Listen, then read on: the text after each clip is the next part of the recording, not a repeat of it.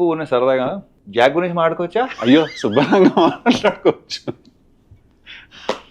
నాకు లైక్ నీకు చూడకముందే అర్థమైందా లేదంటే ఇంకెక్కడో బేసిక్గా నాది ఏంటంటే నేను ముందే చెప్పేస్తా. మ్యాక్సిమం 99% నాకు రిజల్ట్ అర్థం అయిపోతుంది.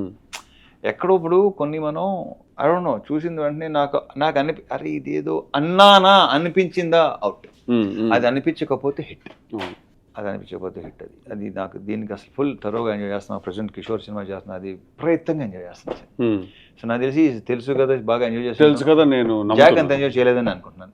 అంటే హోప్ ఉండింది డెఫినెట్లీ, కాకపోతే ఎక్కడో అనుకుంది కన్వే అవ్వట్లేదు. అంటే ఇప్పటికీ I will still be honest with you, నా ఐడియా నన్ను చాలా ఎక్సైట్ చేసింది. Idea super idea actually. అంతే సిద్ధు, మనకి ఐడియా టైం భలే ఉంటే ఎగ్జిక్యూషన్ టైంకి మొత్తం అంతా ఫైనల్ ప్రోడక్ట్ సరికి అమ్మ అనుకుంది ఏంటి జరిగింది, ట్రాన్స్లేషన్ జనరేషన్ లాస్ ఏదో జరిగిపోతుంది కదా. సో ఐడియా చాలా ఎక్సైట్ చేసింది, but towards the end somewhere ఒక భయం అయితే ఉండింది లోపల. మీరు అన్నట్టు ఎక్కడో అనిపిస్తూ ఉంటుంది అంటారు కదా, అదైతే ఉండింది. నేను భయం అనేది ఎప్పుడూ లేదు అసలు.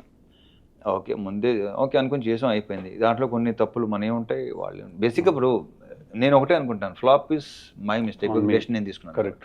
హిట్ అందరిది అబ్సల్యూట్లీ.